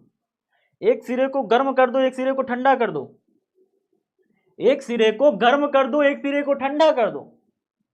पता है क्या होगा, पता है क्या होगा, होगा ये कि भाई साहब यहाँ पे धारा का प्रवाह हो जाएगा, धारा बहने लग जाएगी अपने आप। मतलब लोहे से ऐसे धारा बहना चालू होगी, ऐसे ऐसे करके तांबे से वैसे बहने लग जाएगी। ऐसे सर्किट लोहे से बहना चालू होगी, तांबे की तरफ ऐसे बहना चालू हो जाएगी। तो यहाँ पे सर्किट में क्या बहने लग जाएगी, एक प्रकार की करंट का फ्लो होने लग जाएगा बेटा, धारा बहने लग जाएगी। ये धारा किस कारण से बह रही है, ताप में अंतर के कारण बह रही है। एक सिरे का ताप बहुत ज्यादा हाई है और दूसरे सिरे का ताप बहुत ज्यादा कम है, एक को ठंडा की हो, एक को गर्म की हो।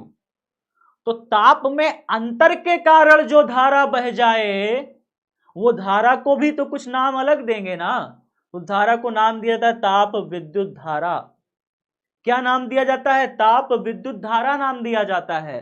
तो हम ऐसी धारा को नाम देते हैं बेटवा ताप विद्युत धारा, याद रखिएगा, ताप विद्युत धारा नाम देते हैं। और ये धारा तब बहती है जब इनके सिरों के बीच में एक प्रकार का विभवांतर पैदा हो जाए। आप सभी जानते हैं धारा तभी बहती है जब सिरों के बीच में विभवांतर हो। विभवांतर नहीं होगा दो सिरों के बीच में तो धारा नहीं बहेगी।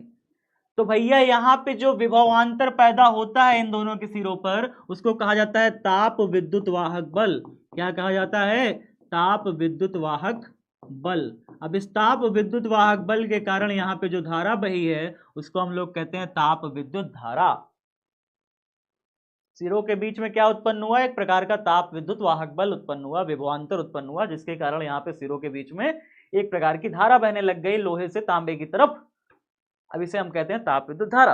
अब कहोगे सर लोहे से तांबे की तरफ ही कह बह रही है, लोहे से तांबे की तरफ कह बह रही है सर, तांबा से लोहा कह नहीं भाई, तांबा से लोहा भी तो बह सकती थी, बह सकती थी भाई, बिल्कुल बह सकती थी। लेकिन एक श्रेणी है ताप रासायनिक श्रेणी, ताप विद्युत रासायनिक श्रेणी। उस श्रेणी के अनुसार ये पालन करता है, जो मेटल ऊपर होगा श्रेणी में उससे धारा नीचे वाले मेटल की तरफ बहती है। ताप विद्युत रासायनिक श्रेणी जानना चाहते हो, ताप विद्युत रासायनिक श्रेणी लिखवा दें। तो ताप विद्युत रासायनिक श्रेणी देखिए क्या होती है, ताप विद्युत रासायनिक श्रेणी, रासायनिक श्रेणी मतलब कि जो ऊपर वाले मेटल होंगे ना उसमें से नीचे वाले मेटल की तरफ धारा बहेगी। ठीक है, तो ये एग्जाम में आएगी नहीं लेकिन फिर भी बेटा जानने के लिए लिख लो, ठीक है, जानने के लिए लिख लो। लंबी श्रेणी है तो मैंने जो है लंबी श्रेणी है, एग्जाम में आती नहीं है, मैं लिखवा दे रहा हूं, ठीक है। इसे याद करने की जरूरत नहीं है कुछ खास, लिखवा दे रहा हूं, मुझे खुद याद नहीं रहती, इतना लंबा है। देखो कितना कितना है, बहुत लंबी श्रेणी है, थोड़ा सा देखना। पहले SB रहता है, फिर उसके बाद आता है FE यानी कि फिर उसके बाद CD, सारे सिंबल अभी पहचानवाऊंगा मैं। फिर उसके बाद ZN रहता है, फिर उसके बाद AG रहता है, फिर उसके बाद AU रहता है, फिर उसके बाद CR रहता है, फिर SN रहता है, फिर उसके बाद इसके आगे PD रहता है, फिर उसके बाद HG रहता है, फिर उसके बाद MN रहता है, फिर उसके बाद CU रहता है, उसके बाद प्लैटिनम रहता है, फिर उसके बाद CO रहता है, निकल रहता है, बिस्मथ रहता है, बहुत सारी चीजें हैं बेटा, इतनी सारी चीजें हैं, बहुत लंबा नाम है। तो इस रासायनिक श्रेणी में जो सबसे ऊपर रहता है ना बेटा, उसमें से नीचे में धारा बहती है। जैसे कि सबसे ऊपर इसमें कौन है, फेरस। ये कौन है, Sb क्या होता है बेटा, Sb किसका सिंबल है बता सकते हो, Sb किसका सिंबल है बता सकते हो, एंटीमनी का सिंबल है, एंटीमनी का बेटा, शीशा नहीं, एंटीमनी, एंटीमनी का सिंबल है, टिन का नहीं है। टिन का सिंबल SN होता है बेटा, ये टिन का सिंबल है, ये टिन का सिंबल है, ये टिन है, ये पता है एंटीमनी है, किसका सिंबल है, एंटीमनी बेटा, याद रखना। तो सबसे ऊपर एंटीमनी है, फिर उसके बाद फेरस है यानी कि लोहा है, कैडमियम है बेटा, जिंक है, सिल्वर है, Ag, Au क्या है, सोना है, Cr क्या है, क्रोमियम है आपका, फिर उसके बाद पैलेडियम है, Hg आपका क्या है, Hg क्या है बेटा, Hg क्या है, Hg जानते हो कि नहीं जानते, Hg जानते हो, Hg पारा, वेरी गुड बेटा, मरकरी है, वेरी गुड। तो मरकरी हो गया, Mn हो गया, मैग्नीज, फिर उसके बाद कॉपर आ गया, देखो कॉपर आ गया, तांबा आ गया, तो ये तांबा हो गया बेटा, और ये हो गया लोहा। अब बताओ श्रेणी में सबसे ऊपर कौन है, श्रेणी में ऊपर कौन है, लोहा की तांबा, तो आप कहोगे सर लोहा ऊपर श्रेणी में है, श्रेणी वहां से चालू हुई थी ऐसे ऐसे ऐसे ऐसे, फिर उसके बाद इसके आगे गई है ऐसे ऐसे, तो लोहा सबसे ऊपर है, तो लोहा से करंट का फ्लो होगा तांबे की तरफ, लोहा से करंट का फ्लो किधर होगा, तांबे की तरफ। तो श्रेणी में जो ऊपर होते हैं धातुएं, उससे नीचे वाली धातुओं की तरफ करंट का फ्लो होता है। अगर आप दो हिस्सों को जोड़ दोगे तो, दो हिस्सों को जोड़ दोगे तो, दो, इसको कहते हैं, इस प्रकार के जो हिस्से बनते हैं ना, इसको कहते हैं ताप विद्युत युग्म कहते हैं, थर्मोकपल कहते हैं, ताप युग्म कहते हैं। इस प्रकार का जो जोड़ बना दिए दो धातुओं का, दो धातुओं को जो जोड़ बना दिए, इसको कहते हैं थर्मोकपल, ताप युग्म कहते हैं, ताप युग्म यानी कि क्या कहते हैं, थर्मोकपल, याद रखना बेटा, थर्मोकपल। ये सब चीजें आपको यूट्यूब पे कभी नहीं बताऊंगा, ये सब चीजें मैं आपको यूट्यूब पे कभी नहीं बताऊंगा, इतना ज्ञान देते नहीं बताऊंगा। वजह पता है क्यों नहीं बताऊंगा, क्योंकि ये सब चीजें सिर्फ पेड बैच के बच्चों के लिए है, यूट्यूब पे फ्री में नहीं बताता मैं, ये सब ज्ञान में फ्री में थोड़ी देता हूँ, समझ में बात आई हाँ, ज्ञान में फ्री में थोड़ी बांटता हूँ, सिर्फ आपके लिए, सिर्फ समझ में आई बात है। तो कुछ हम स्पेशल बच्चों के लिए स्पेशल होना चाहिए कि नहीं, हाँ, ये कहाँ गया यार, अच्छा देख रहे हो मैं रबड़ खोज रहा हूँ मिटाने के लिए मैं मिटाने के लिए कुछ खोज रहा था। चलो अब इसको ध्यान से समझ लो बेटा, आप इसको लिखते हैं, थोड़ा शब्दों में लिखते हैं क्या है। इस प्रकार का जो जोड़ बनाया हो ना दो तारों को, इस जोड़ को कहते हैं ताप युग्म यानी कि थर्मोकपल बोलते हैं। फिर से सुनिए, इस तरीके का जो जोड़ बनाया है, लोहे और तांबे को ऐसे जोड़ दिया, एक सिरे को गर्म किया, दूसरे सिरे को ठंडा किया, तो लोहे से तांबे की तरफ एक प्रकार की धारा बहने लग गई। इस धारा को कहते हैं ताप विद्युत धारा। धारा इसलिए बही थी क्योंकि दोनों सिरों पर एक प्रकार का ताप विद्युत वाहक बल उत्पन्न हो गया था, जिसके कारण यहाँ पे धारा बही थी। ये चीजें जान गए। और यहाँ पे धारा सिर्फ लोहे से तांबे में क्यों जा रही थी, तो हमने कहा कि भैया ताप विद्युत रासायनिक श्रेणी का पालन करते हैं, जो ऊपर होता है श्रेणी में उससे नीचे की तरफ धारा बहती है। ठीक है, ये प्लैटिनम है और ये कोबाल्ट है, निकिल है, बिस्मथ है। तो ये सारी चीजें आपको मैंने बता दी, सारी चीजें श्रेणी में बता दी। ये सब चीजें अगर आप लिखना चाहते हो तो लिख लो, मर्जी आपकी है। ज्ञान आपको चाहिए तो लिख लेना, और ज्यादा ज्ञान नहीं चाहिए तो मत लिखना। चलो अब इसको शब्दों में थोड़ा लिख दिया जाए, शब्दों में थोड़ा लिख दिया जाए सीबैक प्रभाव को। तो क्या लिखेंगे, जब किसी दो अलग अलग दो भिन्न भिन्न धातुओं के चालकों को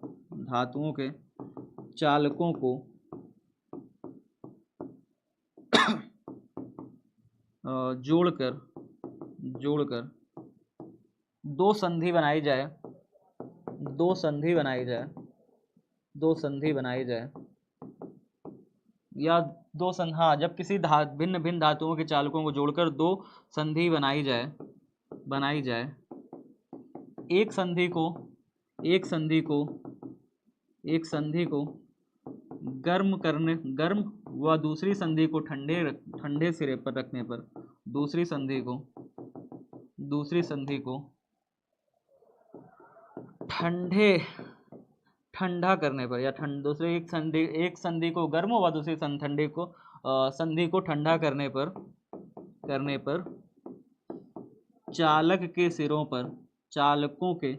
चालकों के सिरों पर, चालकों के सिरों पर वैद्युत वाहक बल उत्पन्न हो जाता है। वैद्युत वाहक बल बल उत्पन्न हो जाता है, खड़ी पाई। लिख रहे हो कि नहीं लिख रहे? लिख रहे हो कि नहीं भाई? लिखना तो पड़ेगा ना, बताओ तो लिखो फिर फटाफट जल्दी जल्दी। और टाइम लगेगा, थोड़ा सा टाइम लगेगा, परेशान ना हो जाए करो छोटी छोटी बातों पे, ठीक है? थोड़ा सा टाइम लगेगा, इसको खत्म करके फिर हम लोग कहाँ आएंगे? अगले चैप्टर पे आएंगे। तो 10 मिनट उसको भी पढ़ेंगे, ऐसा नहीं आज चैप्टर स्टार्ट करके ही मानेंगे दूसरा, आज चौथा चैप्टर स्टार्ट करके ही मानेंगे, परेशान बिल्कुल मत हो जाना। हमारा भाई है अभी जिंदा, ठीक है? चलो आगे देखो। तो क्या लिखा हमने? जब किसी दो भिन्न भिन्न धातुओं के चालकों को जोड़कर दो संधि बनाई जाए, एक संधि को गर्म और दूसरी संधि को ठंडा रखने पर चालकों के सिरों पर, यहाँ पे लिख लो सिरों पर, चालकों के सिरों पर एक वैद्युत वाहक बल उत्पन्न हो जाता है। सिरों पर एक वैद्युत वाहक बल उत्पन्न हो जाता है, ऐसे लिखो। चालकों के सिरों पर एक वैद्युत वाहक बल उत्पन्न हो जाता है। मेरी राइटिंग बहुत अच्छी हुआ करती थी, लेकिन धीरे धीरे जल्दी जल्दी लिखने के चक्कर में खराब बनती है। बहुत अच्छी राइटिंग लिखता था यार एक समय पे। वैद्युत वाहक बल उत्पन्न हो जाता है, ठीक है? लेकिन समझ जाओगे, इतनी खराब नहीं है, समझने के लिए ठीक है। वैद्युत वाहक बल उत्पन्न हो जाता है जिससे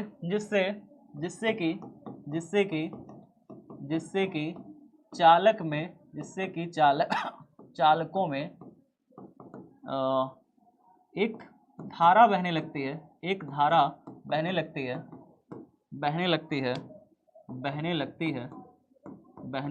है, ठीक है? कॉमा क्या, खड़ी पाई डाल दो।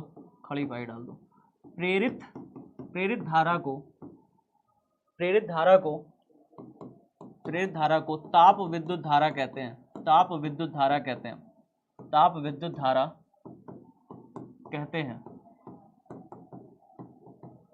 यह धारा विद्युत कौन सी रासायनिक श्रेणी थी? ताप विद्युत श्रेणी। कौन सी श्रेणी थी भाई? ताप विद्युत श्रेणी। यह धारा ताप विद्युत श्रेणी के अनुसार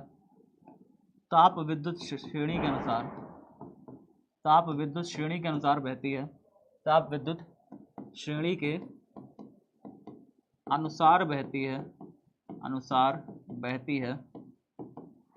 बहती है।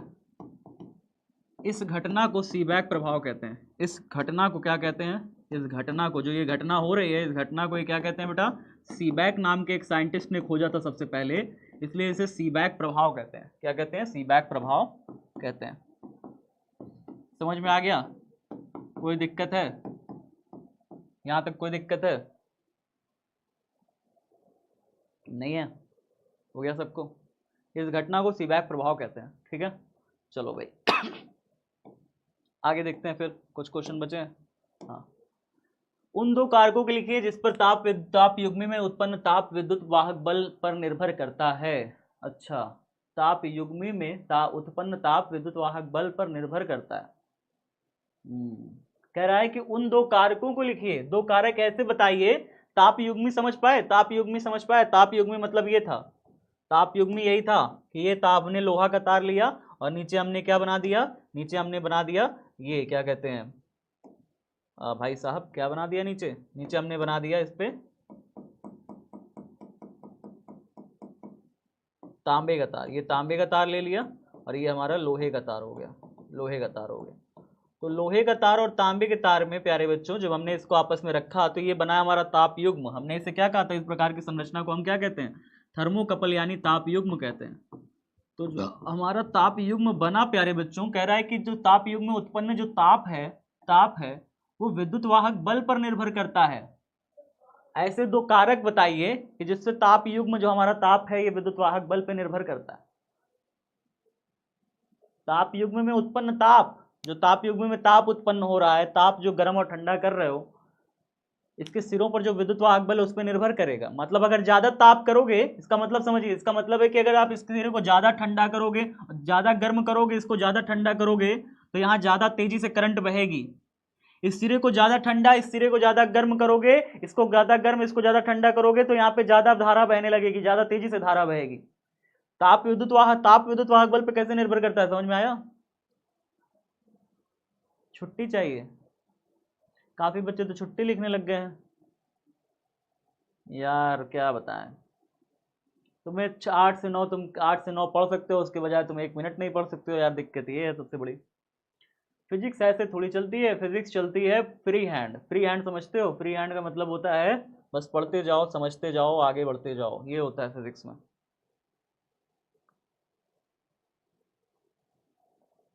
समझ रहे हो? छुट्टी वाले बच्चे फिजिक्स कैसे पढ़ेंगे? हाँ, भिन्न भिन्न धातुओं के चालकों को जोड़कर दो संधि बनाई जाए तो एक संधि को गर्म और दूसरी संधि को ठंडा करने पर चालकों के सिरों पर एक विद्युत वाहक बल उत्पन्न हो जाता है बेटा। ये है हमारा ताप युग्म, हमारा बना था थर्मोकपल इसे इंग्लिश में कहते हैं, ठीक है। ये पूरा सिस्टम था, हमने ये बताया सीबैक प्रभाव। फिर कहा कि जिससे कि चालकों में एक धारा बहने लगती है, प्रेरित धारा को ताप विद्युत धारा कहते हैं, और यह धारा ताप विद्युत श्रेणी के अनुसार बहती है। इस घटना को ही सीबैक प्रभाव कहते हैं। सीधी सी बात है बेटा, बहुत आसानी से हमने परिभाषा लिख ली, पूरा हमने समझ लिया चीजों को अच्छे से, ठीक है। चलो आगे देखते हैं, रिपीट भी कर दिया मैंने। अब चलिए आगे, ताप विद्युत श्रेणी हमने बना दी। हमने कहा ताप विद्युत श्रेणी अगर बनाना हो कॉपी में बना लेना। जरूरी है कि जो ऊपर वाली धातुएं देख रहे हो, इसमें से नीचे वाली धातुओं में करंट बहेगा हमेशा। हमेशा बहाव की दिशा ये होगी, ऊपर वाली धातुओं से नीचे वाली धातुओं में हमेशा करंट बहेगा।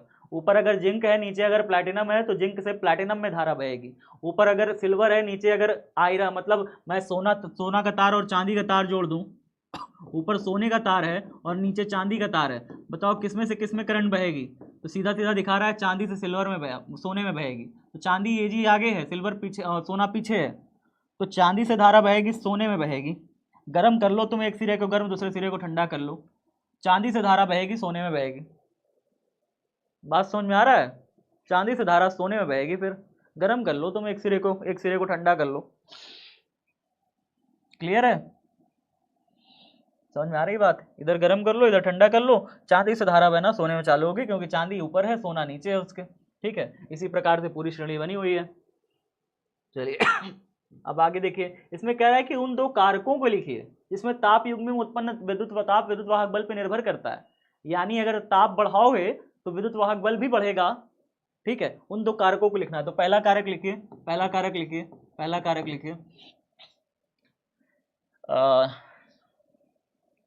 पहले तो इसके अनुप्रस्थ क्षेत्रफल पर निर्भर करेगा, तार के अनुप्रस्थ क्षेत्रफल पर निर्भर करेगा। तार के अनुप्रस्थ क्षेत्रफल पर, मोटा तार लोगे तो फिर अलग दिक्कत होगी। तार के अनुप्रस्थ क्षेत्रफल पर निर्भर करेगा, पहली चीज, ठीक है। दूसरा चीज लिख दो बेटा, और किस पर निर्भर करेगा? विद्युत रासायनिक श्रेणी, ताप विद्युत श्रेणी पर निर्भर करेगा, ताप विद्युत श्रेणी पर निर्भर करेगा, ठीक है। इस पर ताप युग्म में उत्पन्न ताप विद्युत वाहक बल पर निर्भर करता है। उन दो कारकों को बताइए, तो विद्युत रासायनिक से ताप विद्युत श्रेणी पर लिख लीजिए। जो यहाँ पे धारा किस दिशा में बहेगी, ठीक है, ताप बढ़ाने पर विद्युत वाहक बल कितना उत्पन्न होगा, ये धातुओं पे तो निर्भर करेगी ना, अलग अलग धातुओं पर अलग अलग निर्भर करेगी। ये थोड़ी कि चांदी में अलग जितनी धारा बहेगी, जितना ताप होगा उतना ही सोने में भी ताप होगा, ऐसा नहीं होता। तो अलग अलग धातुओं पे, भिन्न भिन्न धातुओं पे निर्भर करेगी, भिन्न भिन्न धातुओं पर भिन्न भिन्न होगा, भिन्न भिन्न होगा, बस बात खत्म, ठीक है। तार के अनुप्रस्थ क्षेत्रफल पर और भिन्न भिन्न धातुओं पर भिन्न भिन्न होगा, ये हमने लिख लिया कि अलग अलग होगी। सोना चांदी ले लोगे, तांबा से सोना ले लोगे, तो इस पे अलग अलग होगा, ठीक है। चलिए आगे क्या कह रहा है, इसको देखो, प्रतिरोधकों के समांतर क्रम संयोजन को समझाएं। समांतर क्रम संयोजन 2022 में आया हुआ था, 2023 से इसको सिलेबस से हटा दिया गया, लेकिन 2022 में तो आया था। क्लास है क्या कोई दूसरी क्लास 9 बजे लगी है क्या? इतनी छुट्टी क्यों मांग रहे हो जी? कोई दूसरी क्लास 9 बजे लगी है क्या? इतनी छुट्टी क्या मांग रहे हो फिर? ये नोट करो ना फटाफट, इसको नोट करो जल्दी से, इसको नोट करो जल्दी से, इसको नोट करो जल्दी। सॉरी, क्या गया, ये नोट हुआ सबका? श्रेणी नोट हुई? स्क्रीनशॉट ले लो, बाद में नोट कर लेना यार, टाइम बहुत जा रहा है, स्क्रीनशॉट ले लो, बाद में नोट कर लेना। इसका स्क्रीनशॉट ले लो, अब बाद में नोट करना, 9 बज गया है, अब तुम मुझे समझाने दो बस। इसको लिख लो, लिख सको तो, नहीं बाद में नोट करना। ठीक है। समांतर क्रम संयोजन का फॉर्मूला क्या होता है बेटा, 1/r बराबर 1/r1 plus 1/r2 plus 1/r3। इस तरीके से हम लोग लिखते हैं, 1/r2 प्लस 1/r3। इस तरीके से हम लोग समांतर क्रम संयोजन को लिखते हैं बेटा। फॉर्मूला ये होता है, और इसको आप इस तरीके से आप दिखा सकते हो। चित्र भी बना दोगे तो एग्जामिनर आपको पूरा नंबर दे देगा, चित्र बना दोगे तो एग्जामिनर आपको पूरा नंबर दे देगा। मतलब ऐसे करके, ऐसे ऐसे करके ऐसे बना दो, फिर यहाँ से कनेक्शन निकालो, यहाँ से कनेक्शन निकालो, और कनेक्शन निकाल के इसके पॉजिटिव टर्मिनल को और इसके नेगेटिव टर्मिनल से जोड़ दो ऐसे करके। 20 वोल्ट की बैटरी है, ये R3 प्रतिरोध बोल दो, इसको R2 प्रतिरोध बोल दो, इसको R1 प्रतिरोध बोल दो। बैटरी से आई धारा निकले, आई धारा गई, कुछ धारा I1 ऊपर चली गई, I2 धारा नीचे चली गई, I3 धारा इधर चली गई, और फिर यहाँ से I1 I2 I3 तीनों जा करके यहाँ पे वापस से मिल गई, वापस से यहाँ पे मिल गई। तो कुछ इस प्रकार से पूरा संयोजन रहा हमारा। इसको लिख करके अगर डायग्राम बना के इसको लिख दोगे तो पूरा का पूरा आंसर नंबर मिल जाएगा, ठीक है। और इसमें कुछ नहीं करना है। इसमें अगर तुम लिखना चाहते हो, बहुत ज़्यादा तीव्र इच्छा जाग रही है, प्रबल इच्छा जाग रही है, तो लिख देना समांतर क्रम संयोजन में, समांतर क्रम संयोजन में, संयोजन में प्रतिरोधों के सिरों पर, प्रतिरोधों के सिरों पर, प्रतिरोधों के सिरों पर, सिरों पर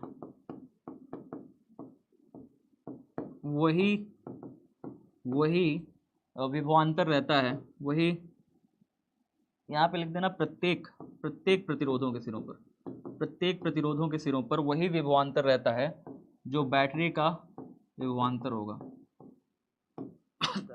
रहता है, जो बैटरी या सेल का, जो बैटरी या सेल का, जो स्रोत लिख देते हैं सीधा, जो स्रोत का विभवांतर होगा, जो स्रोत का विभवांतर है होगा, ठीक है। तो जो स्रोत का विभवांतर होगा बेटा वही यहाँ पे रहता है। मतलब अगर 20 वोल्ट की बैटरी लगाए हो तो 20 वोल्टेज इसके सिरों पर भी रहेगा, 20 वोल्टेज इसके सिरों पर, 20 वोल्टेज पर इसके सिरों पर भी। समांतर क्रम में वोल्टेज का बंटवारा नहीं होता, हर सिरों पर समान वोल्ट होता है, ठीक है, याद रखिए। समांतर क्रम संयोजन में प्रत्येक प्रतिरोधों के सिरों पर वही विभवांतर रहता है जो स्रोत का विभवांतर होगा। स्रोत का जो विभवांतर होगा बेटा वही हर एक के सिरों पर रहता है। स्क्रीनशॉट ले लो बेटा, क्योंकि आपको लिखने का टाइम अब नहीं बचा है, 9 ऑलरेडी बज के हम लोग पार चले जा चुके हैं, ठीक है। जल्दी से लो स्क्रीनशॉट लो, फटाफट फटाफट लो स्क्रीनशॉट लो, ले लिए। चलो आगे देखते हैं, इसको बताओ, सॉल्व करो, हल बताओ इसे। ये एक क्वेश्चन आया हुआ था, इसे हल करके बताइए। दिए गए परिपथ में आई का मान बताइए, आई का मान बताइए जल्दी से। इसमें आई का मान बताइए कैसे निकालेंगे, सब बच्चे आई का मान बताओ। यहाँ पे देखो करंट कितनी जा रही है बेटा, 5 आ रही है, 7 आ रही है। देखो आने की दिशा देखो, 5 आ रही है, 7 आ रही है, तो आने वाली जोड़ दो बेटा, 5 और 7 कितनी हो गई, 2 भी तो आ रही है, 2 भी तो आ रही है। तो आने वाली 5 है, 7 है, 2 है, संधि की तरफ ये 3 आ रही है, संधि की तरफ 3 आ रही है। बताओ टोटल कितना हो जाएगा, 5 7 3। बेटा क्लास पीडीएफ मिल जाएगी, अब तुम लोग बाद में लिख लेना, ठीक है। क्लास पीडीएफ मिल जाएगी अभी 2 मिनट में, बाद में लिख लेना, नहीं तो ले स्क्रीनशॉट ले लो, जल्दी जल्दी करो। लेकिन टाइम ओवर हो चुका है ना, टाइम ऑलरेडी आउट हो चुका है, तो हम लोग अब ज़्यादा रिस्क नहीं ले सकते हैं, ठीक है। तो चलो इसको एक बार स्क्रीनशॉट लो, एक इसका स्क्रीनशॉट लो, खच्चे से लो, बाद में लिखना। आगे देखो, अब इसमें बताओ संधि की तरफ कितनी धारा आ रही है, 7 एम्पियर की संधि की तरफ आ रही है, 5 एम्पियर की संधि की तरफ आ रही है, 2 एम्पियर की संधि की तरफ आ रही है। ये 3 है जो संधि की तरफ आ रही है, तो 5 7 और 2 तीनों को जोड़ दो बेटा, 5 7 2 7 8 9 9 5 14 एम्पियर संधि की तरफ आ रहा है, 14 एम्पियर संधि की तरफ आ रहा है। सबको दिख रहा है, एरो दिख रही है कि नहीं, एरो दिख रही है ना, एरो संधि की ओर है, देखो इनकी सबके एरो संधि की ओर है। तो 5 7 5 6 7 7 7 14, 14 एम्पियर संधि की तरफ आ रहा है। कह रहा है कि 3 एम्पियर संधि से बाहर चला गया, फिर आई का मान बताओ। 3 एम्पियर संधि से बाहर चला गया और आई संधि से बाहर चला गया, तो जो संधि से बाहर गए हैं 3 प्लस आई, जो संधि से बाहर गए हैं उनको जोड़ दिया, संधि की तरफ आने वाले को जोड़ दिया, यानी 14 एम्पियर जो है दोनों को बराबर कर दो। 14 बराबर है 3 प्लस आई, आई बराबर निकाल लो कितना हो जाएगा, 11 एम्पियर हो जाएगा। ये 3 जो जुड़ रहा है इधर आके घट जाएगा, 11 एम्पियर की धारा जो है संधि के आई का मान हो जाएगा, यानी 11 एम्पियर जो है इधर धारा जा रही है। ये तो कह रहा है आई का मान ज्ञात करें, क्वेश्चन में ये कह रहा था। एक क्वेश्चन में आपको होमवर्क में दे रहा हूं किरचॉफ का नियम, कल अगर नहीं कर पाया तो मैं इसे करवा दूंगा। ये कल का होमवर्क है, ये मतलब होमवर्क में आपको कल करा दूंगा क्लास में। पहले तो कोशिश करना अपने से, x1 x2 के बीच विभवांतर ज्ञात करें। एक x1 लगा है, एक बिंदु x2 लगा हुआ है, ये आपके लिए होमवर्क है बेटा, इसे अपने से कोशिश करना। किरचॉफ के दूसरे नियम पे बेस्ड है, पाश बनेगा, बंद पाश बनेगा। होमवर्क है, करके कोशिश करना, ठीक है, पीवाईक्यू में आया हुआ क्वेश्चन है, तो कोशिश करना, नहीं मैं कल करा दूंगा, ठीक है। अब ये है नया चैप्टर, अब न्यू चैप्टर हेडिंग डाल लो बेटा, अब नया चैप्टर हेडिंग डाल लेना, नया चैप्टर, नया चैप्टर, यहां से नया चैप्टर आपका चौथा चैप्टर स्टार्ट हो जाएगा, चौथा चैप्टर, चौथा चैप्टर आपका स्टार्ट हो जाएगा, चुंबकीय, ठीक है, चुंबकीय प्रभाव, विद्युत धारा का चुंबकीय प्रभाव, ये है चौथा चैप्टर स्टार्ट। क्या कह रहा है, सबसे पहले है विद्युत क्षेत्र की अवधारणा, concept of a magnetic field.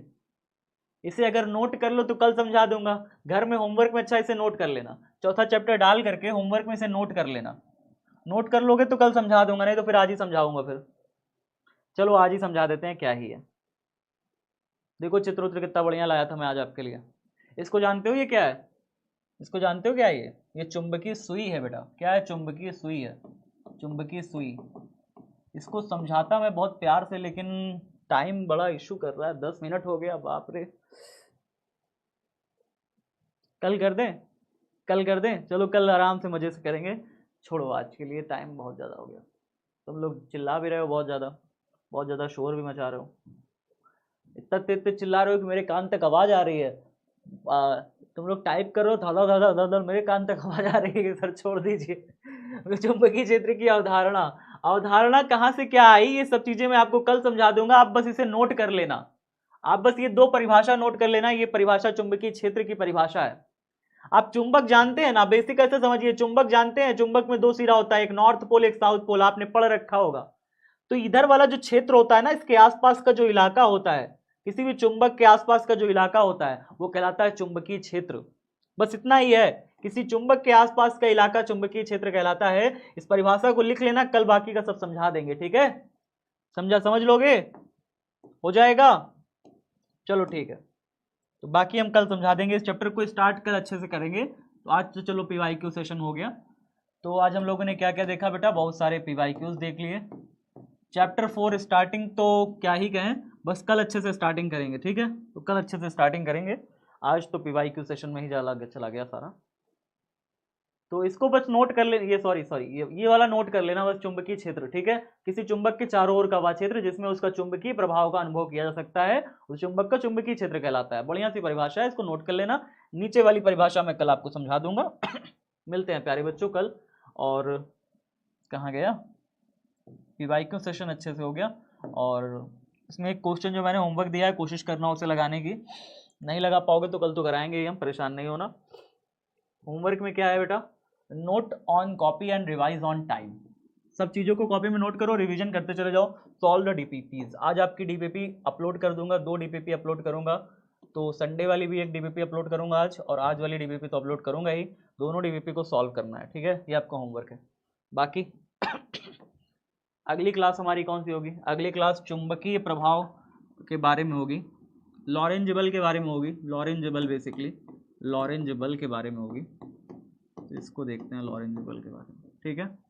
Lorentz नाम के एक साइंटिस्ट थे, बहुत बड़े वैज्ञानिक थे, उनके बल के बारे में होगी, हो गए। चलो फिर एक पोल छोटा सा करा देते हैं, फिर उसके बाद घर चले जाना।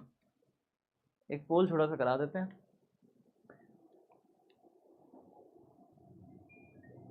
मजा आया क्लास में, मजा आया कि नहीं आया, झूठ झूठ मत बताना, झूठ बोल रहे हो तुम लोग।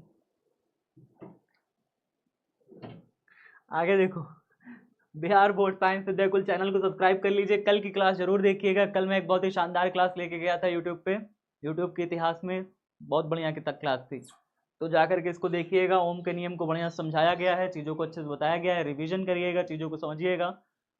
उसमें बहुविकल्पी क्वेश्चन भी है, अच्छे क्वेश्चन है, समझिएगा, ठीक है। सब्सक्राइब कर लीजिए और कल की वीडियो जाके जरूर देखिएगा। और उसी में फॉर्मूला शीट भी, चैप्टर 3 की फॉर्मूला शीट मैंने उसी में दिखाई है, तो एक बार जाके एक बार सब बच्चे देख लीजिएगा। चैप्टर 3 की फॉर्मूला शीट भी आपको इसी में वीडियो में मिल जाएगी। धन्यवाद, जुड़े रहें हुंकार बैच के साथ, जीत हमारी होगी गारंटी के साथ। अब छोटा सा एक क्या किया जाए, एक छोटा सा पोल करा दिया जाए, रुक जाओ यार, छोटा सा थोड़ी देर रुक जाओ बस। पढ़ने वाले बच्चे होते हैं वही तो लास्ट तक रुकते हैं, बाकी सब तो भाग जाते हैं बहुत तेज़ी में निकलते हैं सब। जैसे छुट्टी हो जाए ना, घंटी बज जाए स्कूल का, और स्कूल का घंटी बजते मान धड़ धड़ भागेंगे। और घंटी ऐसी बज रही है कि मोबाइल चले नहीं रहा। रुक जा भाई, चल जा यार, पोल करा दो, बच्चों का टाइम बर्बाद होना। एक सेकंड रुक जाओ, छोड़ो। अच्छा, उंगली ऐसे दिखा रहे हैं जैसे पोल, मतलब कि वो जा रहे हैं, जैसे वो लाइव वो करने जा रहे हैं, वो चुनाव देने। अच्छा चलो, चुनाव दे दो फटाफट। यस में सब चुनाव करिए, यस में सब चुनाव कर दीजिए फटाफट। आज वोटिंग डे है, ठीक है, वोटिंग डे समझ के यस में चुनाव कर दो सब लोग, ठीक है। चलो वोटिंग हुई तो, बट वोटिंग चलो सही है, बहुत बढ़िया बहुत बढ़िया। धन्यवाद, जुड़े रहे ओंकार बैच के साथ।